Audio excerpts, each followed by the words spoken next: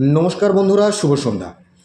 আমরা লাস্ট দুদিন মার্কেটকে দেখলাম একদম দুটো যে ক্যান্ডেল বানিয়েছে, দুটো ক্যান্ডেলেই কিন্তু দোজি টাইপের ক্যান্ডেল। অর্থাৎ মার্কেট এখানে কোথাও না কোথাও কনফিউজড, ওপরে যাবে নাকি নিচে আসবে। আমরা লাস্ট দুদিন এখানে দেখলাম। তো এই জায়গার উপরে আমাদের প্রত্যেকের মনের মধ্যে যে চিন্তাটা জাঁকিয়ে বসেছে সেটা হচ্ছে মার্কেট এখান থেকে কোন দিকে যাবে। আরও অনেক বড় ফল এখান থেকে হবে নাকি এখান থেকে মার্কেট ঘুরে দাঁড়াবে।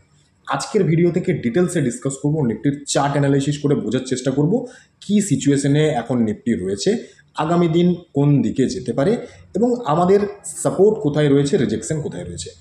সেই সাথে দু তিনখানা স্টক সিলেক্ট করা হয়েছে যে স্টকগুলি বেশ ভালো পজিশনে রয়েছে। তার মধ্যে একটি স্টক আমি অলরেডি পাবলিক টেলিগ্রাম চ্যানেলে শেয়ারও করেছিলাম।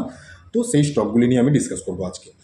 প্রথমেই নিফটি নিয়ে যদি ডিসকাস করতে যাই, নিফটি নিয়ে যে বিষয়টা আসছে, একদম দুটো সিম্পল জিনিস আমার মাথার মধ্যে এই মুহূর্তে আসছে।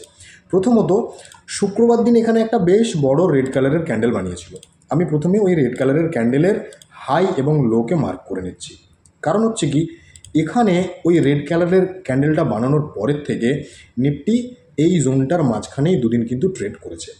তো সিম্পল আমি যে বিষয়টা ভাবছি সেটা হচ্ছে 23,546, যেটা শুক্রবারের ক্যান্ডেলের লো, এটাকে যদি ব্রেকডাউন দেয় দেন এখানে সম্ভাবনা থাকবে মার্কেট নিচে যেতে পারে, এক নম্বর। দু নম্বর, যদি আমরা দেখি 24,050-এর উপরে নিফটি যাচ্ছে, তখন কিন্তু আমরা একটা বিষয় মাথার মধ্যে রাখতে পারবো, সেটা হচ্ছে নিফটি এখান থেকে ঘুরে দাঁড়ানোর চেষ্টা করছে। আমি কিন্তু বুলিশ তখন ভাববো না, আমি তখন ভাববো নিফটি এখান থেকে ঘুরে দাঁড়ানোর চেষ্টা করছে। একটা বিষয় আমি এখানে যেটা ভাবলাম সেটা বললাম। সেকেন্ড, আরও কয়েকটা বিষয় আমি নিফটির ক্ষেত্রে লোয়ার লেভেলে দেখতে পাচ্ছি, যে জায়গাটা কিন্তু এখনও পর্যন্ত নিফটি হোল্ড করছে। প্রথমত, নিফটিতে যদি আমরা ইএমএটাকে অ্যাপ্লাই করি তাহলে দেখা যাচ্ছে এখানে 200 ইএমএকে ব্রেকডাউন দিয়েছিল, দেন এখান থেকে রিকভারি দেখিয়েছিল। আবার কিন্তু 200 ইএমএকে ব্রেকডাউন দিয়েছিল, আবার লাস্ট দুটো ক্যান্ডেল দেখা যাচ্ছে 200 ইএমের ওপরে কিন্তু স্টে করেছে। অর্থাৎ কোথাও না কোথাও 200 ইএমএটা এখানে সাপোর্টের কাজ এই মুহূর্তে করছে। এরপরে আমি আরও দুটো জোনকে একটু মার্ক করব, যে দুটো জোন মার্ক করার পরে মোটামুটি একটা পিকচার আমাদের কাছে আসবে যে নিফটি অ্যাকচুয়ালি কী পজিশনে রয়েছে। প্রথমত, 23,320, এখানে নিফটির রিজেকশন ছিল, ব্রেকআউট দিয়ে এখানে রিটেস্ট করে ওপরে গিয়েছিল। এর আগে যখন আমরা দেখেছিলাম মার্কেট পড়ছিল, এক্স্যাক্টলি এখান থেকেই সাপোর্ট নিয়ে বাউন্স ব্যাক করেছিল। আবার কিন্তু সেই সাপোর্ট জোনের কাছাকাছি নিফটি অলরেডি চলে এসেছে। তো এই জোনটা একটা স্ট্রং সাপোর্টের কাজ করতে পারে, এক।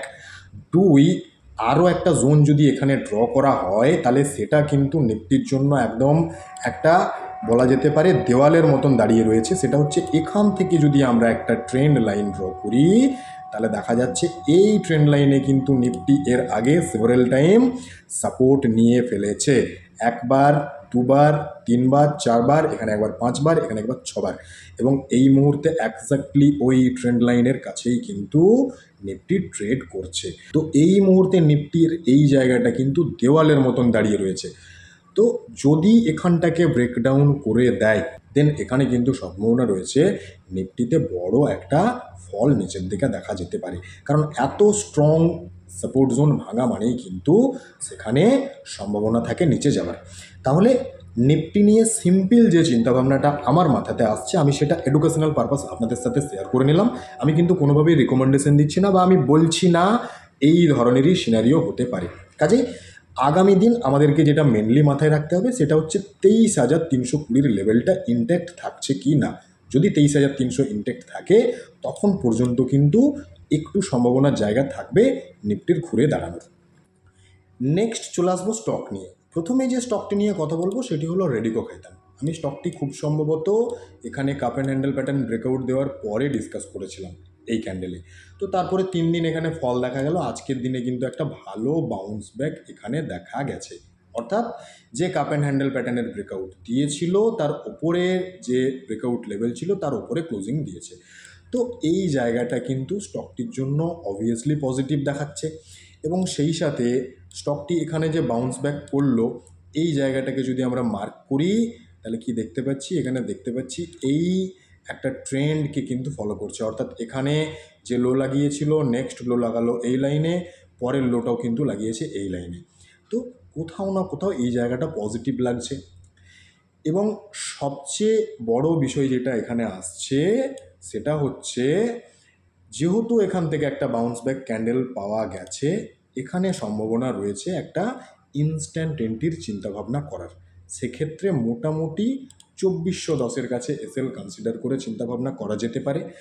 এবং আর একটা বিষয় এখানে চিন্তাভাবনা রাখা যেতে পারে, সেটা হচ্ছে আজকের দিনের যে ক্লোজিং, এর ওপরে যদি স্টকটি ধীরে ধীরে যেতে শুরু করে, সেক্ষেত্রে কিন্তু এখানে একটা মুভ আসার সম্ভাবনা থাকবে। এবং অবভিয়াসলি যে 2600 টাকার কাছাকাছি হাই লাগিয়েছিল, এই হাইয়ের ওপরে যদি ক্লোজিং চলে আসে, দেন এখানে কিন্তু আরও মুভ নিয়ার ফিউচার দেখা যেতে পারে। কাজেই রেডিকো খাইতান স্টকটিকে কিন্তু ওয়াচ লিস্টে রাখা যেতে পারে। বাট প্লিজ কেউ কোনোভাবেই এটাকে রিকমেন্ডেশন হিসেবে নেবেন না। আমি আমার যে টেকনিক্যাল ভিউ, এডুকেশনাল পারপাস আপনাদের সাথে শেয়ার করে নিচ্ছি। আমি কোনোভাবেই কিন্তু রিকমেন্ডেশন দিচ্ছি না, এটা কিন্তু একটা স্ট্যান্ডার্ড ডিসক্লেমার। নেক্সট স্টকে আসবো ত্রিভেণী। এই স্টকটি আজকে আমি পাবলিক টেলিগ্রাম চ্যানেলে দিয়েছিলাম, খুব সম্ভবত যখন 480-র কাছাকাছি ছিল, সেখান থেকে 507-এর হাই লাগিয়েছিল এবং এই মুহূর্তে 494-এর ক্লোজিং দিয়েছে। তো এই স্টকটিকে কেন সিলেক্ট করা হলো সুইং ট্রেডিংয়ের জন্য? প্রথমেই আমি যে বিষয়টা এখানে দেখতে পাচ্ছি, যেটা আপনাদের সাথে আমি শেয়ার করে নিচ্ছি, সেটা হচ্ছে স্টকটির একটা জোনকে আমরা একটু মার্ক করব। সেটা হচ্ছে এই জোনটা। এই জোনটাতে কিন্তু এর আগে স্টকটি মাল্টিপল টাইম রিজেকশন পেয়েছিল, একবার দুবার এখানে ব্রেকআউট দিয়েছিল, সাস্টেন্ড করেনি, ফেল করে গেছিল, আবার এখানে চেষ্টা করেছিল, পারেনি। সেই জোনটাকে কিন্তু আজকে ব্রেকআউট দিয়েছে। যখন এই জায়গাটাকে ব্রেকআউট দিল, একটা ভালো প্যাটার্ন তৈরি করে কিন্তু ব্রেকআউট দিয়েছে। যদি আমরা মার্ক করি মোটামুটি এখান থেকে, তাহলে দেখা যাচ্ছে এখানে কাপ, এবং আরেকটা জোন যদি আমরা মার্ক করে নিই, তাহলে যেটা দেখতে পাবো সেটা হচ্ছে হ্যান্ডেল বানিয়েছে, যে হ্যান্ডেলটাকেও কিন্তু আজকে ব্রেকআউট দিয়ে ফেলেছে। অর্থাৎ কাপ অ্যান্ড হ্যান্ডেল প্যাটার্নের কিন্তু ব্রেকআউট আমরা অলরেডি স্টকটিতে পেয়ে গেছি। এবং যে ব্রেকআউটটা আজকে দিয়েছে, সেখানে দেখা যাচ্ছে দারুণ ভলিউম ক্রিয়েট করে দিয়েছে। ঠিক যেরকম ভলিউম আমরা এখানে দেখেছিলাম, সেই ধরনেরই কিন্তু ভলিউম আমরা এখানে ক্রিয়েট করতে দেখেছি। কিন্তু মাঝখানে যখন ফল দেখিয়েছিল স্টকটি, তখন কিন্তু ভলিউমকে ডিক্রিজ হতে দেখেছিলাম। তো কোথাও না কোথাও এই ব্রেকআউট কিন্তু সাস্টেনেবল ব্রেকআউট হওয়ার সম্ভাবনাটাই বেশি দেখাচ্ছে, নাম্বার ওয়ান। নাম্বার টু, এখানে যে বিষয়টা আমাদের কাছে একটা সমস্যার জায়গা তৈরি করছে, সেটা হচ্ছে এইখানে যে হাইটা ক্রিয়েট করেছিল, সেটা হচ্ছে মোটামুটি 518-র কাছাকাছি। তো যেহেতু হাই ভলিউমের সাথে কাপ অ্যান্ড হ্যান্ডেল প্যাটার্নের ব্রেকআউট দিয়েছে, যদি 495 থেকে 500-র যে লেভেলটা রয়েছে, এর ওপরে স্টকটি সাস্টেন্ড করে যায়, এর ওপরে স্টে করে যায়, সেক্ষেত্রে কিন্তু সম্ভাবনা থাকবে 518-কে ব্রেকআউট দিয়ে আরও ভালো র্যালি দিতে পারে। কাজেই স্টকটিকে ওয়াচ লিস্টে রাখা যেতে পারে। যদি এর ওপরে স্টে করে যায়, দেন সম্ভাবনা রয়েছে ভালো র্যালি কিন্তু দিতে পারে। নেক্সট যে স্টকটি নিয়ে কথা বলবো, সেই স্টকটি হলো জুবলিয়ান্ট ফুডওয়ার্কস। এই স্টকটিকেও সিলেক্ট করা হয়েছে সুইং ট্রেডিংয়ের জন্য। এই স্টকটিতে কিন্তু দুটি ভালো প্যাটার্ন আমি এই মুহূর্তে দেখতে পাচ্ছি, বুলিশ প্যাটার্ন, যে কারণে স্টকটিকে সিলেক্ট করা, সেটা ডিটেলসে ডিসকাস করলে আপনারা বুঝতে পারবেন। প্রথমত একটা জায়গা আমরা এখানে দেখব, আমরা ইএমআইটাকে অ্যাপ্লাই করব। কি দেখা যাচ্ছে, 3টে ইএমের উপরেই কিন্তু এই মুহূর্তে স্টকটি স্টে করছে, যেটা পজিটিভ 1 নম্বর। 2 নম্বর, স্টকটিতে বললাম দুটো প্যাটার্ন দেখা যাচ্ছে। সেটা কি, প্রথমেই আমরা যদি এই জোনটাকে মার্ক করি, তাহলে দেখা যাচ্ছে এখানে অনেকটা ফ্ল্যাগের মতন একটা প্যাটার্ন বানিয়েছে, এবং সেই ফ্ল্যাগ প্যাটার্নকে কিন্তু আজকের দিনে অলরেডি ব্রেকআউট দিয়েছে। কিন্তু এখানে তার যে হাই ছিল, সেই হাইয়ের নিচে রয়েছে।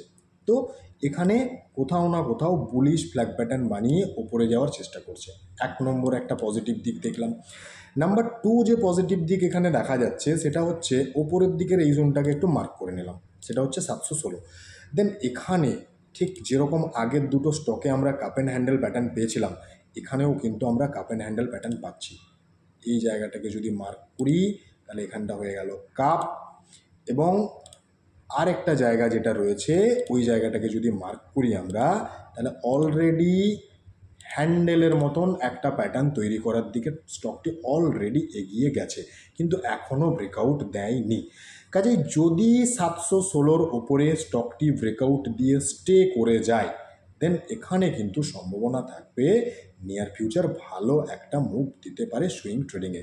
এবং অবভিয়াসলি এখানে যদি কাপ অ্যান্ড হ্যান্ডেল প্যাটার্নের ব্রেকআউট চলে আসে তাহলে অ্যাজ পার টেকনিক্যাল চার্ট এখানে আমরা যে মুভটা দেখতে পেতে পারি সেটা হচ্ছে এই জায়গার থেকে এটাকে যখনই আমরা ওপরে মুভ করিয়ে নিলাম কি দেখা যাচ্ছে, টার্গেট চলে আসছে প্রায় 866, 20%-এর কাছাকাছি। তো এখানটাতে কিন্তু যথেষ্ট পজিটিভ একটা টেকনিক্যাল চার্ট স্টকটি তৈরি করে রেখেছে। তো জুবলিয়ান্ট ফুডওয়ার্কস লিমিটেড স্টকটিকে কিন্তু ওয়াচ লিস্টে রাখা যেতে পারে সুইং ট্রেডিংয়ের জন্য। বাকি এই ভিডিও থেকে কোনো রকমের বাই সেল বা হোল্ডের রেকমেন্ডেশন দেওয়া হচ্ছে না। অবশ্যই নিজের ফিনান্সিয়াল অ্যাডভাইজারের সাথে কথা বলে ডিসিশন নেবেন। সবাই সুস্থ থাকবেন, ভালো থাকবেন, ধন্যবাদ।